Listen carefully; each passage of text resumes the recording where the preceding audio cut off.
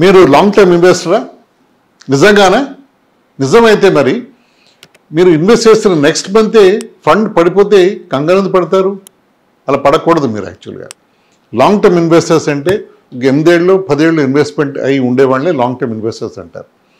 అలా ఉన్నప్పుడే మన ఇన్వెస్ట్మెంట్ జర్నీలో ఒడిదుడుకులు ఎన్ని వచ్చినా మనం సాఫీగా ముందుకు వెళ్తాం. అలా ఇన్వెస్ట్మెంట్ అప్రోచ్ లేనప్పుడు ప్రతి స్పీడ్ బ్రేకర్ మనకి ఇబ్బందికరంగా ఫీల్ అయిపోయి మనం చాలా సెషన్స్ గురై నార్మల్గా ఇన్వెస్ట్మెంట్ ఆపేయడం జరుగుతోంది.